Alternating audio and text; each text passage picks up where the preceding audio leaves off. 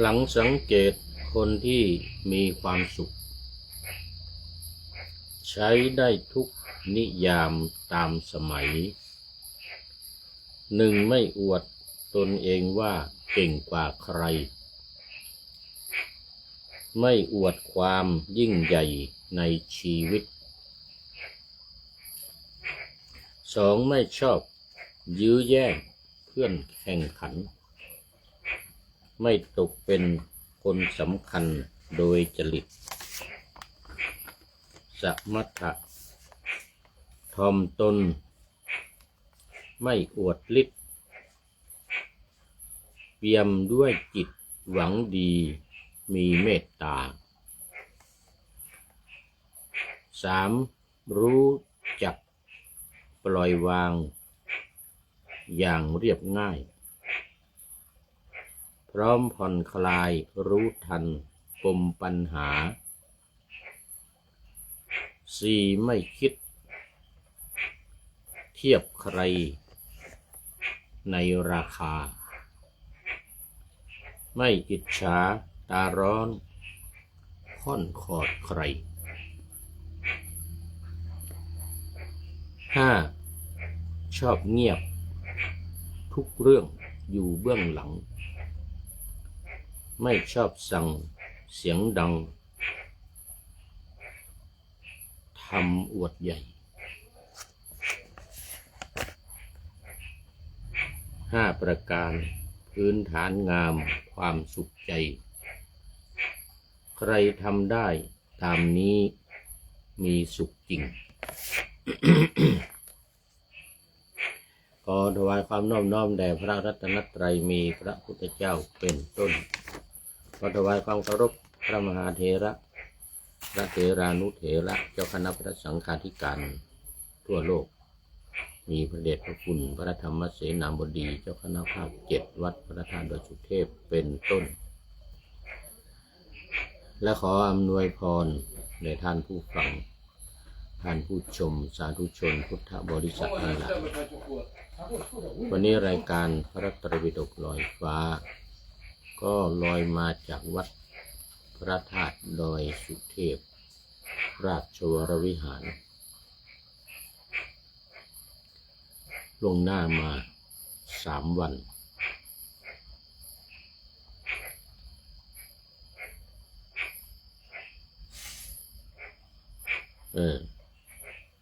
วันนี้เป็นวันที่28สำหรับท่านที่รับฟังทางวิทยุก็อาจจะเหตุการณ์อาจจะไม่ตรงกับวันออกอากาศเพราะว่าวันบันทึกเสียงนี่มันล่วงหน้ามา3 วันไม่เป็นไรสำหรับตอนนี้ก็รู้สึกว่ามันจะดึกอยู่พอสมควร3 ทุ่ม3 ทุ่มกว่าแล้วFC ทั้งหลายก็คงจะม่อยเลยทางภาคเหนือนี่ว่าม่อยกันลอกปกติจะมีเข้ามาจะมี FC เข้ามาตอนหัวรุ่งที่เรียกว่าไก่ยังไม่ทันโหนแต่วันนี้จะเงียบละก็ไม่เป็นไรพูดให้ผีฟังไปก่อนเดี๋ยวนำออกอากาศทางวิทยุก็จึงจะค่อยให้ญาติโยมฟัง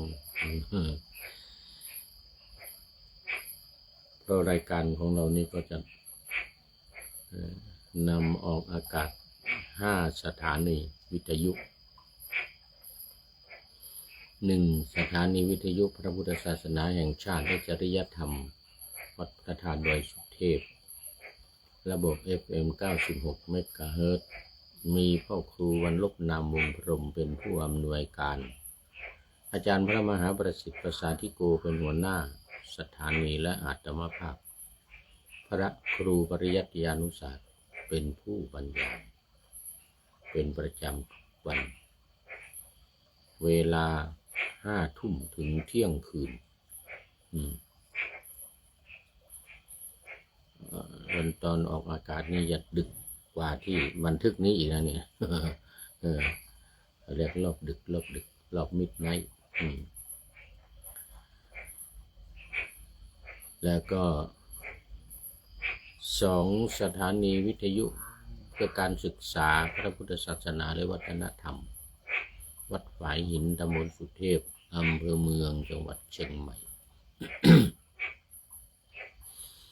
มีพระครูสมุ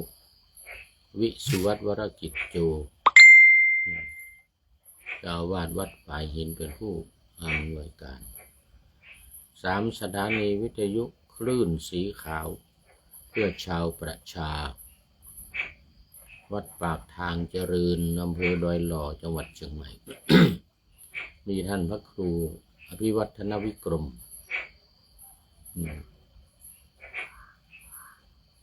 หลวงพ่อเจ้าอาวาสวัดปากทางเจริญและรองเจ้าคณะอำเภอดอยหล่อเป็นผู้อำนวยการ4 สถานีวิทยุชุมชนคณะสงฆ์อำเภอฝางจังหวัดเชียงใหม่มีพระเดชคุณหลวงพ่อพระครูสุจิตตานุรักษ์หลวงพ่อเจ้าคณะอำเภอฝางวัดพระพุทธบาทอุดมหรือน้ำบ่อชาวาเป็นผู้อำนวยการสุดท้ายสถานีวิทยุมจร.วิทยาลัยสงฆ์นครลำปางมีอาจารย์จีรศักดิ์ปันรำเป็นผู้อำนวยการ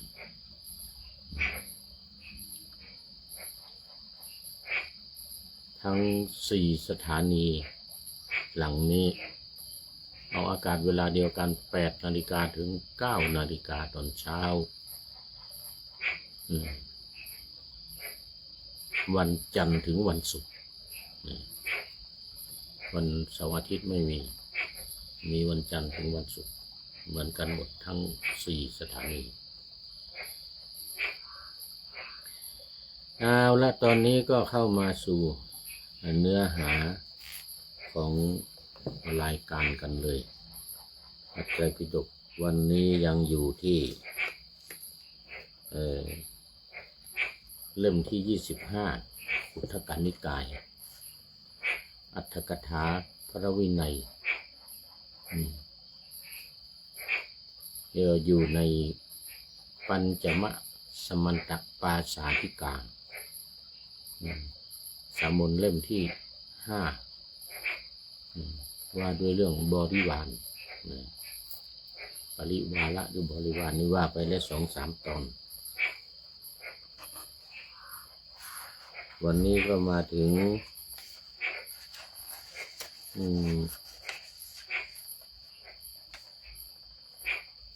ว่าด้วยอาคารวะ6วิเคราะห์อารติศัพท์เดี๋ยววิเคราะห์ศัพท์วิเคราะห์อารติศัพท์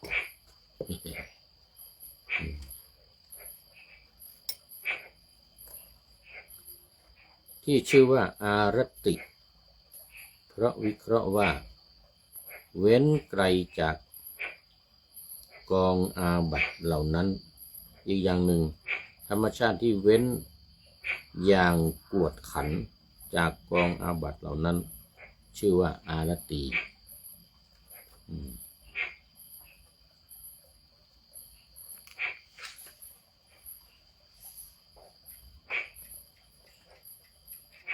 อารติ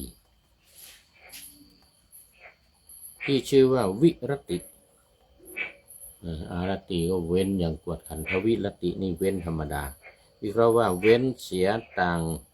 หากจากกองอาบัติเหล่านั้นอันนี้วิรติ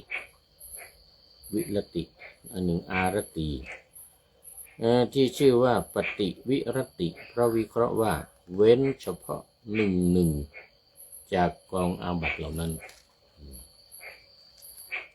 ที่ชื่อว่าเวรมณีเพราะวิเคราะห์ว่าขับเวรเสียคือยังเวรให้สาบสูญเรียกว่าเวรมณีเนี่ยนะยังเวรให้สาบสูญที่เราแปลกันในศีลห้าที่เราแปลกันในศีลห้าว่า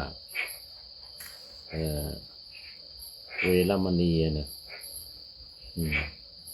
ปานาติปาตาเวรมณีแปลว่าเว้นคือยังเวรให้สาบสูญสิ่งที่ทำ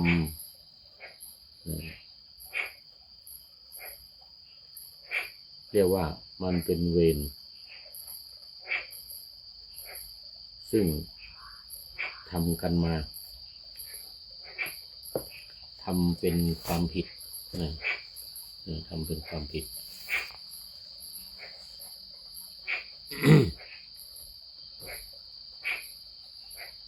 ที่ชื่อว่าอกิริยาเพราะวิเคราะห์ว่าวิรัตนั่นเป็นเหตุอันภิกษุไม่ทำกองอาบัติเหล่านั้นที่ชื่อว่าอนัชชาปฏิเพราะเป็นค่าศึกต่อความต้องกองอาบัติที่ชื่อว่าเวลาเพราะเป็นเหตุผลาญอธิบายว่าเพราะเป็นเหตุคลอนคือเพราะเป็นเหตุแห่งความพินาศโอ้ตอนนี้ขอต้อนรับดอกฮักซิตี้โอ้โหดอกฮักซิตี้เข้ามาแล้วตอนนี้ยังเป็นเบื้องต้นอยู่อาทิกันละยันโอ้โหหรือว่าไม่มีใครแล้วกำลังพูดให้ผีฟังอยู่โอ้ท่านอาจารย์วัดต้นฮักมาแล้วอำเภอสันทรายจังหวัดเชียงใหม่ในนามปากกาว่าดอกฮักซิตี้โอ้ขอบคุณมากที่ยังไม่หลับไม่นอนนี่ผู้พูดนี่ยกตาไม่ค่อยขึ้นแล้วคือรายการนี้เป็นรายการสุดท้ายแล้ว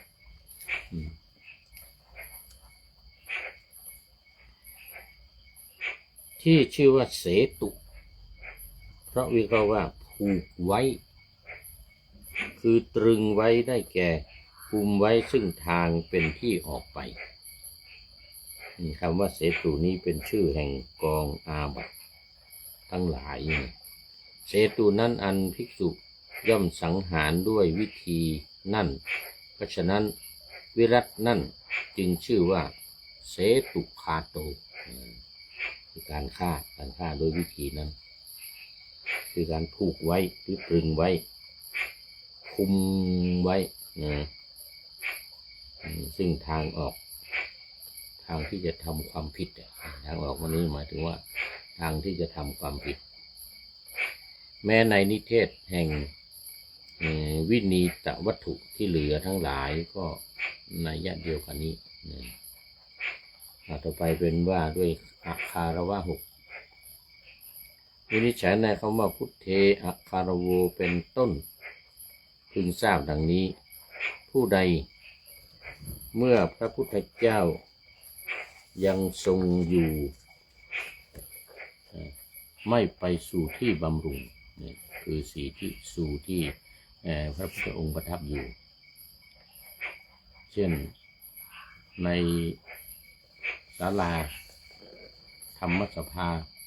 หรือในโรงฉันหรือในที่ใดที่หนึ่งเมื่อพระพุทธเจ้าปรินิพพานแล้วไปสู่เจติยสถานโพธิสถานไม่ไหว้เจดีย์หรือต้นโพกางร่มและสวมรองเท้าเที่ยวไปบนลานเจดีย์พึงทราบว่าผู้นั้นไม่มีความเคารพในพระพุทธเจ้าเพราะฉะนั้นเวลาเราไปต้นโพก็ดีลานเจดีย์ทั้งหลายที่บรรจุอ อัฐิของพระพุทธเจ้าชื่อว่าตรงนั้นเป็นบริเวณที่พระพุทธเจ้าประทับหรือบริเวณพระพุทธเจ้าอยู่จึงต้องแสดงความเคารพเมื่อไม่แสดงความเคารพต่อสถานที่เหล่านี้เรียกว่าอาคารวะไม่มีความเคารพฝ่ายผู้ใดอาจอยู่แต่ไม่ไปสู่ที่ฟังธรรมไม่สวดโสรพัญญะไม่กล่าวธรรมกถาทำลายโรงธรรมมัสวนะเสียแล้วมีจิตฟุ้งซ่านหรือไม่เอื้อเฟื้อนั่งอยู่พึงทราบว่าผู้นั้นไม่มีความเคารพในพระธรรมผู้ใดไม่เจาะจงไม่ประจงตั้งไว้ซึ่งความยำเกรงในพระเถระภิกษุใหม่และภิกษุผู้ปานกลางแสดงความขนองกายในที่ทั้งหลายมีโรงอุโบสถและโรงวิตกเป็นต้นว่าไม่ไหว้ตามลำดับผู้แก่พึงทราบว่าผู้นั้นไม่มีความเคารพในพระสงฆ์มีความเคารพในพระพุทธในพระธรรมในพระสงฆ์ต่อไปเป็นข้อ483ฝ่ายผู้ใดไม่สามารถศึกษาในไตรสิกขาเสียเลยไม่สมาทานเอาพึงทราบว่าผู้นั้นไม่มีความเคารพในสิกขาสิกขาซึ่งเราหมายถึงไตรสิกขาหมายถึงสิกขา3ศีลสมาธิปัญญาเขาเรียกว่าไตรสิกขาฝ่ายผู้ใดตั้งอยู่ในความประมาทคือในความอยู่ปราศจากสติ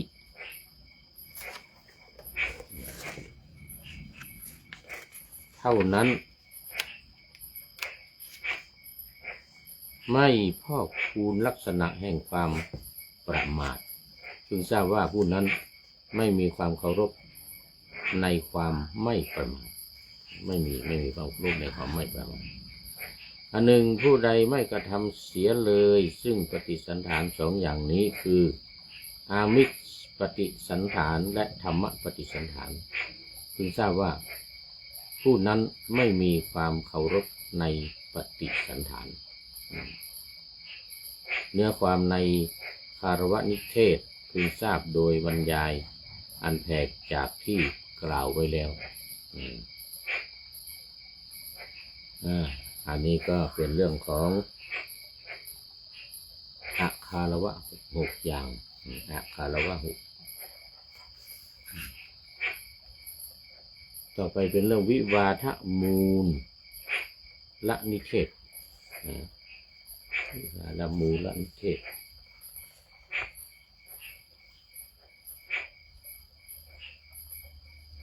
วินิจฉัยในวิวาทมูลนิเทศพึงทราบดังนี้เนื้อความแห่งข้อว่าสัทธริปิอาคารโวเป็นต้นไม่คารวะในแม้พระเถระพึงทราบตามในที่กล่าวแล้วในความไม่มีความเคารพในพระพุทธเจ้าเป็นต้นนั่นแลทั้งพระพุทธทั้งพระธรรมทั้งพระสงฆ์บทว่าอปฏิโสได้แก่ไม่ประพฤติถ่อมตนคือไม่ยกพระศาสดาให้เป็นใหญ่อยู่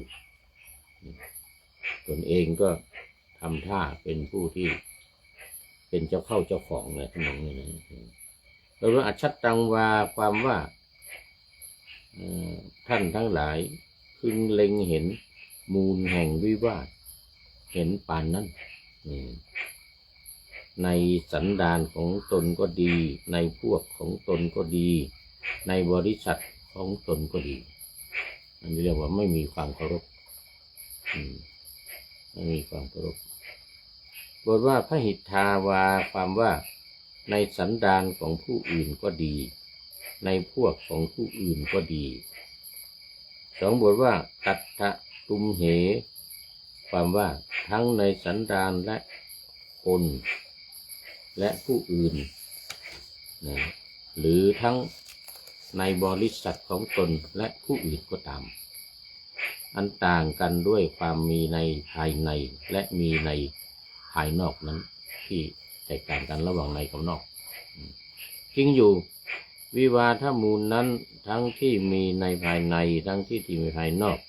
ย่อมละเสียได้ด้วยนัยยะที่เมตตาภาวนาเป็นต้นทั้งหมดว่าอนวัตสวายะได้แก่เพื่อความไม่เป็นไปว่าบทว่าสันทิฏฐิปารามาสีมีความว่าย่อมยึดถือเอาความเห็นของตนเท่านั้นคือข้อใดอันตนได้เห็นแล้วย่อมยึดข้อนั้นว่าข้อนี้เท่านั้นเป็นจริงบทว่าอารานะคาหิได้แก่มักยึดไว้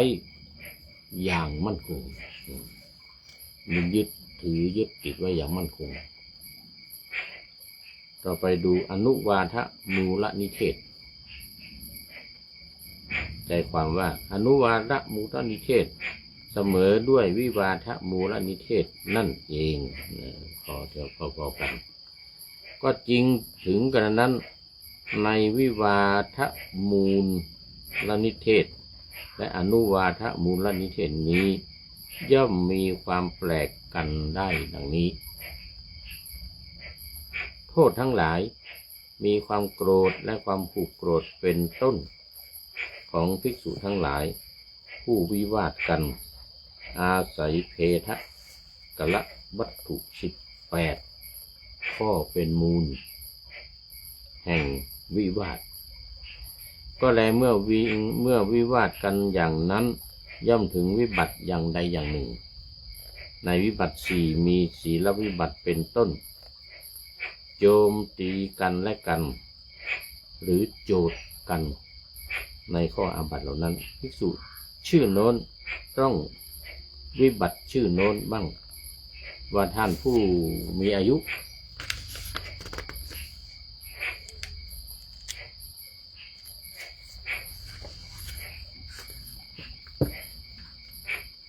ปาราชิก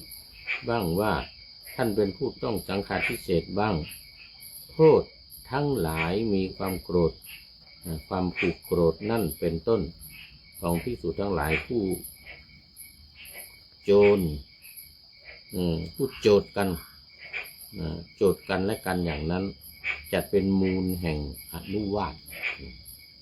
มูลแห่งอนุวาทเดี๋ยวดูไปดูมาก่อน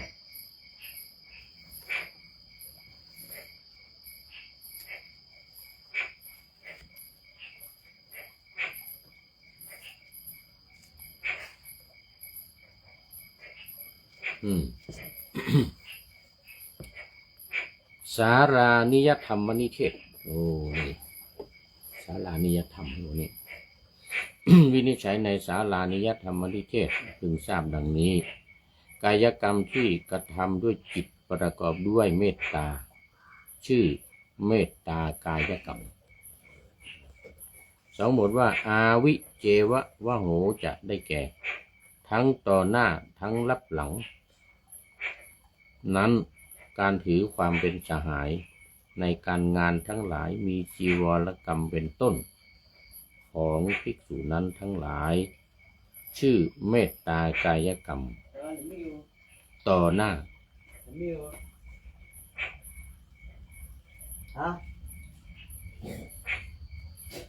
ส่วนสามีจิกรรมทั้งปวง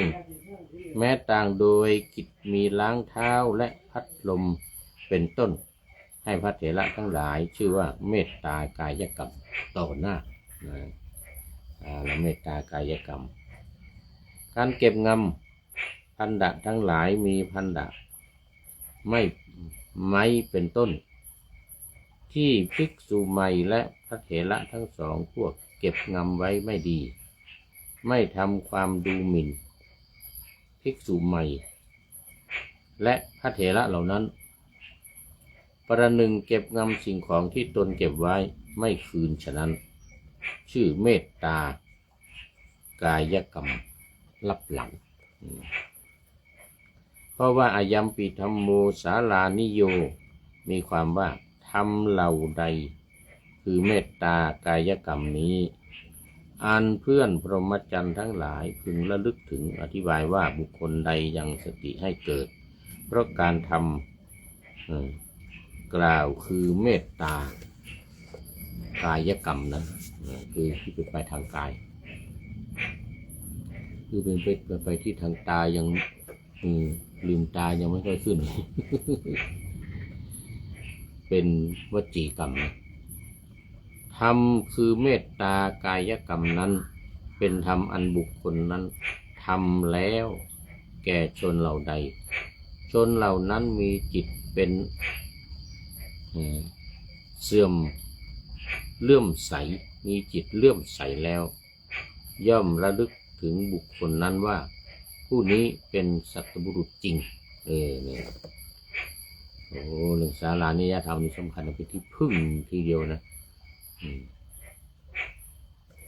ธรรมนั้นย่อมเป็นไปเพื่อความเป็นผู้อันเป็นพรหมจรรย์ทั้งหลายคือสงฆ์เพื่อความไม่วิวาทกันเพื่อความเป็นผู้พร้อมเพรียงกันเมื่อความมีพวกอื่นตำหนิติเตียนเรากับเพื่อนพรหมจารีด้วยกันตัวนี้ก็เป็นจุดสำคัญเหมือนกันวินิจฉัยในคำว่าเมตตังวจีกรรมเป็นต้นพึงทราบดังนี้การกล่าวยกย่องอย่างนี้ว่าท่านทเวเถระทั้งสองรูปนะท่านเลิศกว่าเถระทั้งหลาย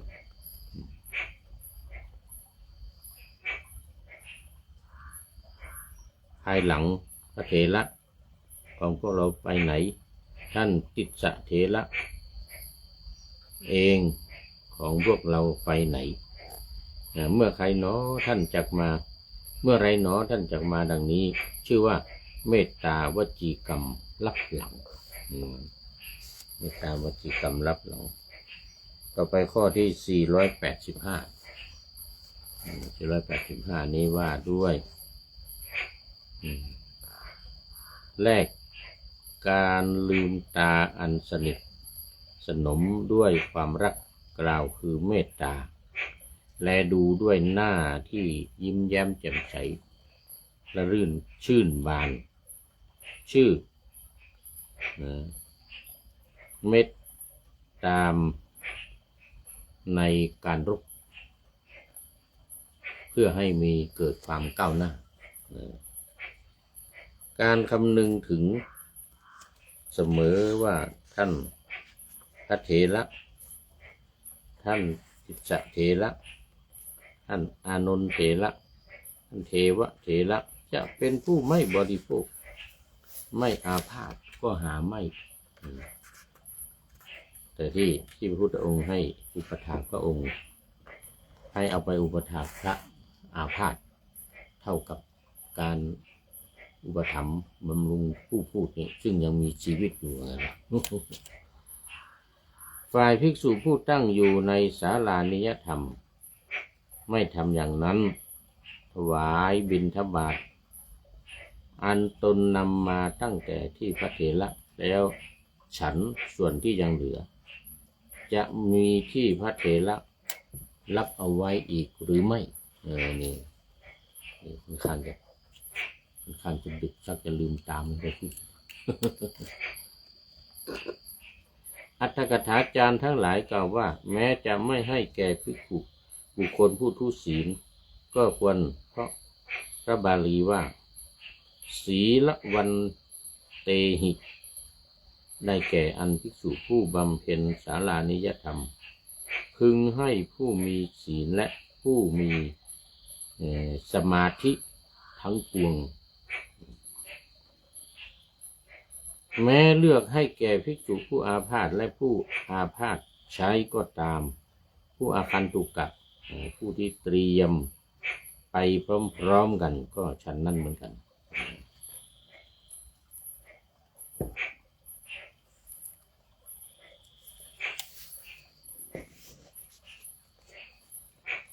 คราวนี้ก็มาดูต่อ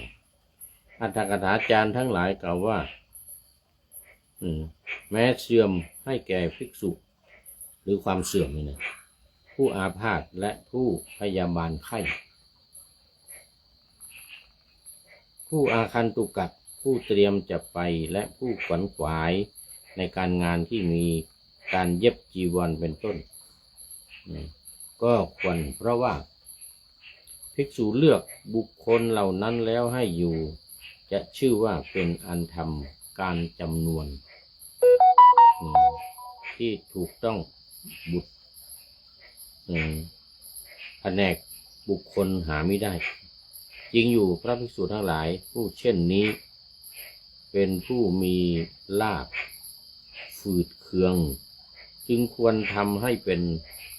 ส่วนพิเศษเพราะเหตุนั้นบุคคลผู้บำเพ็ญศาลานิยธรรมนี้จึงทำการเลือกได้เลือกองค์ปฏิบัติเลือกได้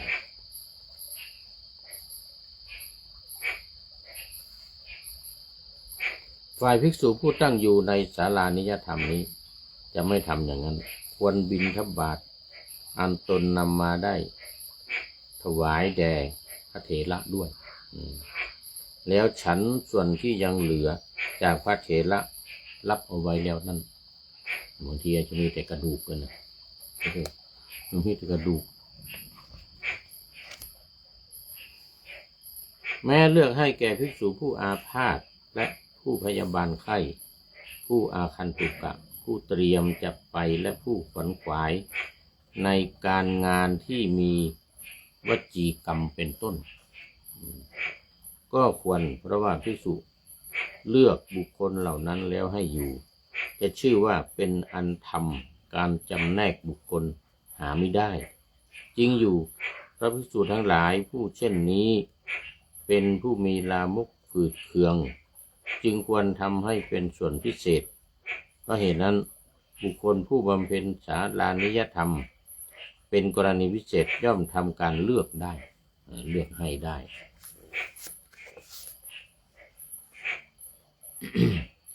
บรรดาอาบัติ7 กองสิกขาบทของภิกษุใดเป็นคุณสลายเสียข้างต้นหรือข้างปลายก็ของภิกษุนั้นชื่อว่า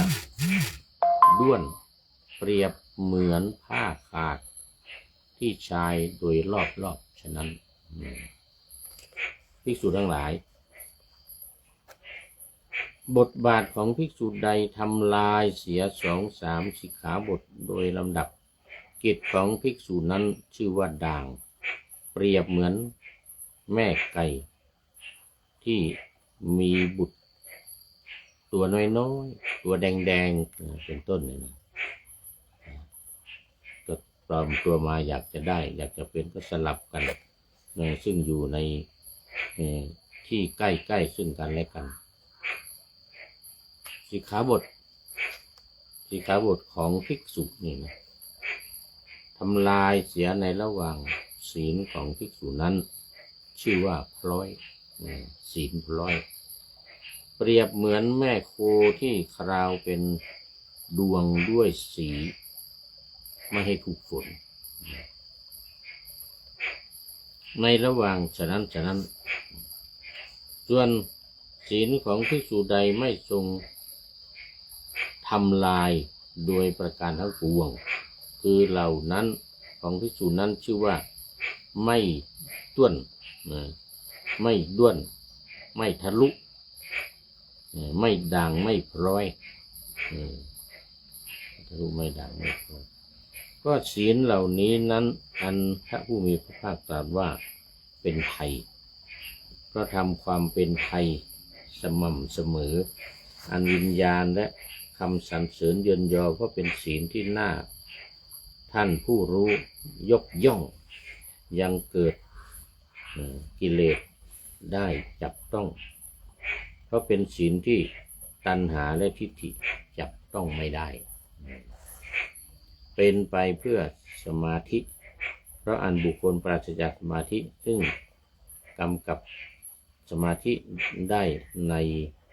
ประเทศที่จะต้องใช้เพราะอันปุจฉาวิสัชนาสัทธิวิหาริกอัปปนาสมาธิเหล่านี้เป็นต้น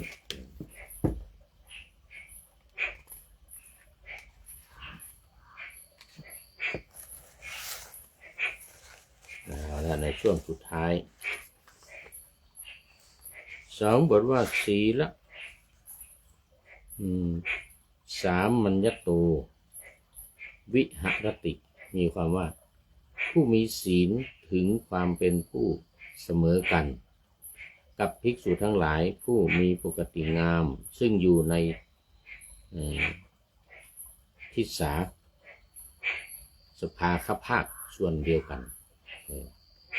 2 บทว่ายายังทิฏฐิได้แก่สัมมาทิฏฐิ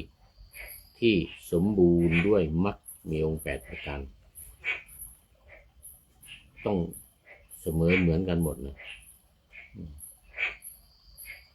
คำที่เหลือจึงควรจะหาประเภทที่มีเนื้อความตื้นๆดังนั้นกติปุจฉาวาระวันนาก็จบพอดีตาก็รู้สึกจะยกไม่ขึ้น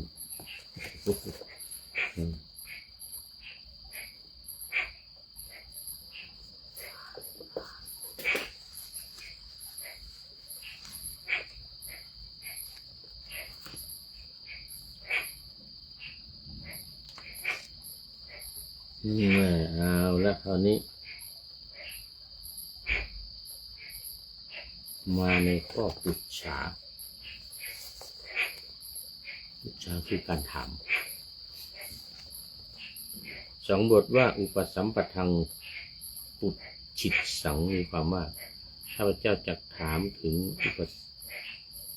สัมปทาของเธอว่างั้นซึ่งมันจะต้องมีแน่ตอนนี้ขอต้อนรับคุณโยมพิษสมัย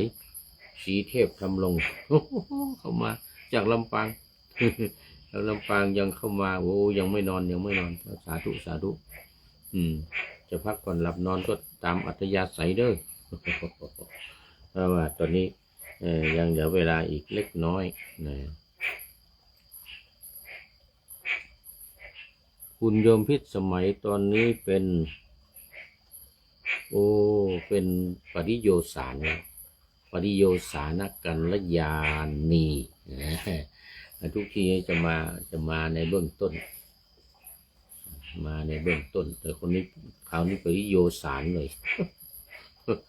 เป็นปริโยสารเลยเอามา2 บทว่าอุปสัมปทังปุจฉิตสังข้าพเจ้าจะถามถึงอุปสัมปทาขันธกะ2 บทว่าสัทิสนิทานังสนิเทสังมีความว่าข้าพเจ้าจะถามพร้อมด้วยเห็นต้นเหตุและอธิบายทั้งต้นเหตุทั้งคำอธิบายคุณโยมพิสมัยบอกว่ากราบไหว้สาเจ้าท่านพระครูติดตามรับชมรับฟังอยู่เจ้าสาธุรับฟังอยู่แต่ว่าผู้คนนี้ยกตาไม่ค่อยขึ้นแล้วมันดึกวันนี้ขอต้อนรับคุณโยมเดี๋ยวก่อนมันนี่ว่าบังละดาวันจันทลังสีมาแล้วนี่FC เก่าแก่สมัยนมเนนานเนกาเลนะนี่โมทนาเป็นปริโยสานะกัลยาณีผู้มีความงามในที่สุดนะได้แก่ปัญญาเป็นผู้ที่มีปัญญา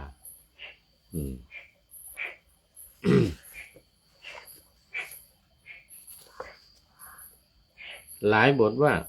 สมุกัตถปานังอธิบายว่าบทเหล่าใดเป็นบทอุกฤษคือเป็นบทสูงสุดอันพระผู้มีพระภาคตรัสไว้ในอุปสัมปทาขันธกะนั้นบทอุกฤษโดยย่อมีเท่าไหร่อะไรบ้างเดี๋ยวนี้คุณโยมเมื่อวันก่อนมา เมื่อวันก่อนมาโยมเปรมใจรู้จักกับโยมพ่อเดี๋ยวลุงรัตโยมเปรมใจมาบอกว่าโอ้รู้จักลุงรัตกับโยมอ้อยพี่อ้อยแต่ว่าไม่รู้จักกับโยมระดาวันรู้จักพี่อ้อยมาถวายสังฆทานบนวัดพระธาตุดอยสุเทพในวันนั้นแล้วก็ว่าบางทีจะไปเที่ยวญี่ปุ่นบางทีจะไปเที่ยวญี่ปุ่น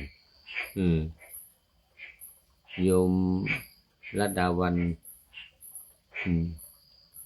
ตอนนี้อยู่ที่ไหนเนาะเนี่ยอยู่ในเมืองหรือว่าอยู่ที่หางดงสันปะตองหางดงสันปะตอง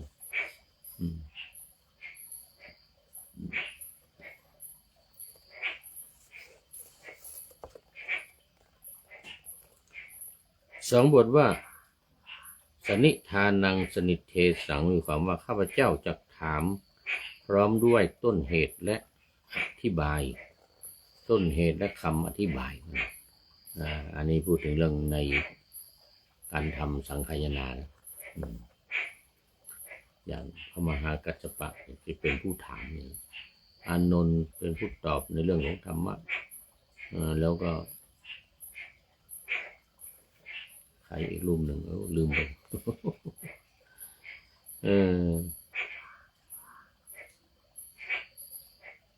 อาบัติใดๆอันพระผู้มีพระภาคทรงบัญญัติด้วยบทใดๆอาบัตินั้นท่านกล่าวว่าอาบัติแห่งบทนั้นเพราะเหตุนั้นท่านจึงกล่าวว่าบทสูงสุดทั้งหลายมีอาบัติเป็นต้นอาบัติเป็นต้นสองบทว่าทเวอาปติโยมีความว่าเป็นปาจิตตีแก่ภิกษุผู้ยังบุคคลมีอุปการะก่อนย่อนกว่า20 ปีให้อุปสมบทเป็นทุกกฎในบททั้งปวงที่เหลืออันนี้พูดถึงเรื่องของการบวชสมมติว่าติดโสมีความว่าในอุปโภสถขันธกะมีอาบัติ3 อย่างนี้คือเป็นทุนลัดใจเพราะทำอุโบสถแห่งภิกษุทั้งหลายผู้มุ่งความสงบแก่ผู้กล่าวอยู่ภิกษุนั้นจงฉิบหายหรือภิกษุนั้นจงวอดวายประกอบอะไรด้วยภิกษุเหล่านั้นเป็นนิจหรือเป็นปาจิตตีนะแม้พวกทำอุโบสถร่วมกันภิกษุผู้ถูกสงฆ์ยกวัด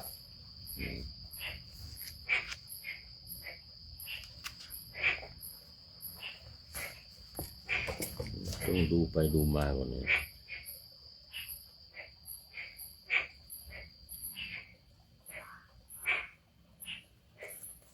มันตัวน้อยมันตัวน้อย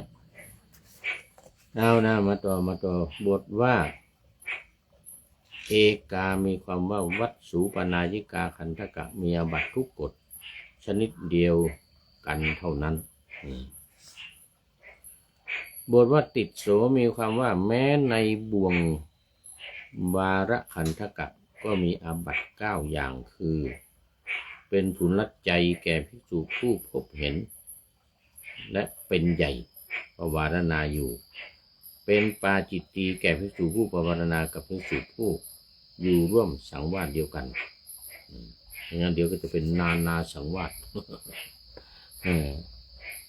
บทว่าติดโสในเมื่อกี้เนาะแม้ในเพศสัชขันธกะก็มีบาทคาถาอย่างนี้เหมือนกันคือเป็นทุนละใจการวิจัยโดยแยบคายแห่งภิกษุผู้ทำสักการะใกล้ที่ครบประมาณ2 นิ้วโดยรอบ2 นิ้ว เป็นปาจิตตีเพราะฉันโภชนะยาคูเป็นทุกข์เพราะบททั้งหลายที่เหลือ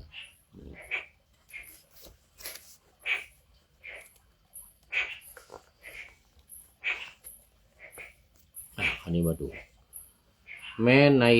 จำปายัคขันธกะก็มีอาบัติทุกกฎชนิดเดียวกันนั้นแม้ในโกสัมภิกะขันธกะกับขันธกะปริวาสิกะขันธกะและสมุจจยขันธกะก็มีอาบัติทุกกฎเป็นนิจทีเดียวส่วนใหญ่เป็นอาบัติทุกกฎเพราะบทบาททั้งหลายที่เหลือในเสนาสนะขันธกะมีอาบัติ3เหล่านี้คือเป็นทุนลัดใจเพราะจำหน่ายคลุพันธ์เป็นปาจิตตีเพราะฉุดคร่าออกจากสำนักของสงฆ์เป็นทุกกฎก็เพราะว่าบททั้งหลายที่เหลือก็จึงเรียกว่าทุกกฎในสังฆพัทธเพทขันธกะมีอาศัย2เหล่านี้คือเป็นทุนลัดใจแก่ภิกษุผู้คอยสนับสนุนภิกษุผู้ทำลายสงฆ์เป็นปาจิตตีเพราะคณะโภชนะ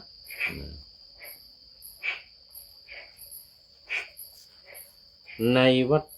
ตขันธกะที่กล่าวว่าข้าพเจ้าจะถามซึ่งสมาจารมีอาบัติทุกกฎทุกชนิดเดียวกันนั้นอาบัติทุกอย่างนั้นเป็นเพราะความที่ไม่เอื้อเฟื้อในวัตถุทั้งปวงและในปาติโมกข์ขันธกะพระอัตถกถาจารย์ก็กล่าวเหมือนกันว่าในภิกษุภิกขุณีขันธ์อาบัติ2เหล่านี้เป็นปาจิตตีทั้งนั้นเลยปาจิตตี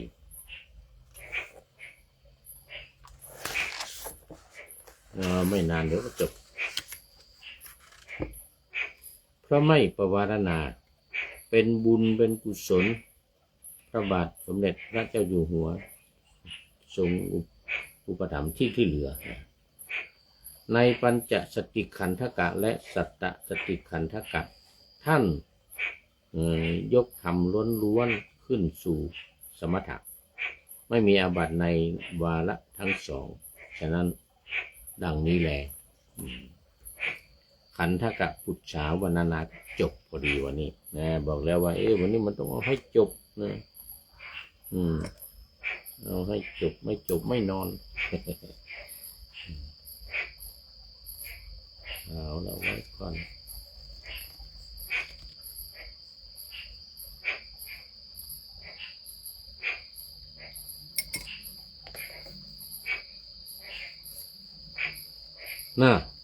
ในปัญจสติขันธกะและสัตตสติขันธกะท่านยกธรรมล้วนๆขึ้นสู่มากหมวดของตน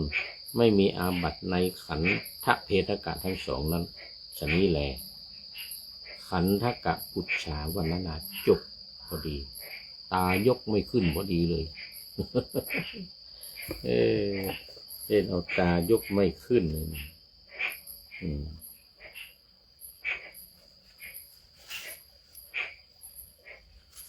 ถูกต้องวันนี้ขันธกะปุจฉาวรรณนาจบพอดีพระมหากัสสปะเป็นผู้ถามพระอานนท์เป็นผู้ตอบเรื่องธรรมะพระอุบาลีเป็นผู้ตอบเรื่องวินัยแต่เมื่อมาในทักษะนี้จะเสมอกันใครเมื่อเอานิ้วกลางนิ้วยาวกับนิ้วก้อยนิ้ว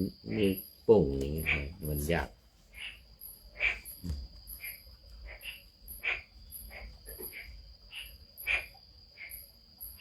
เอาแล้วตอนนี้ก็หมดเวลา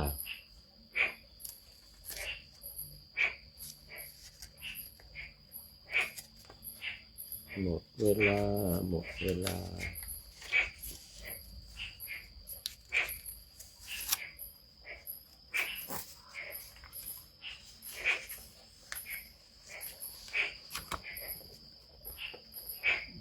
จะพันนันนา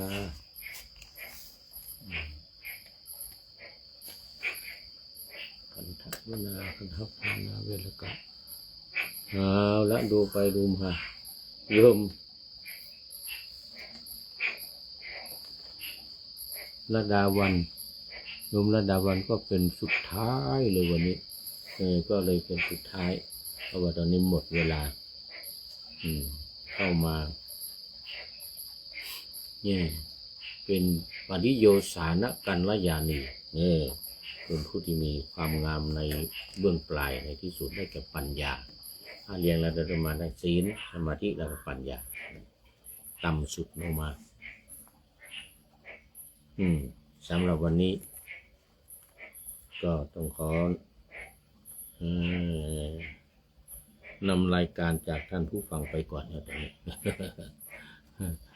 โยมพิษสมัยโยมพิษสมัยโยดอกฮักซิตี้นะอำลาหมดทุกท่าน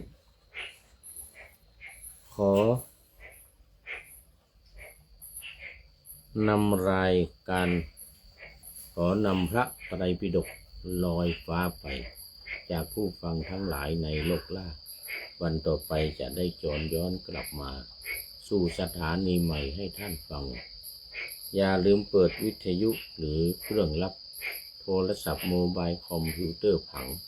YouTube เฟซเพจไลน์ให้ดังๆเพื่อชมฟัง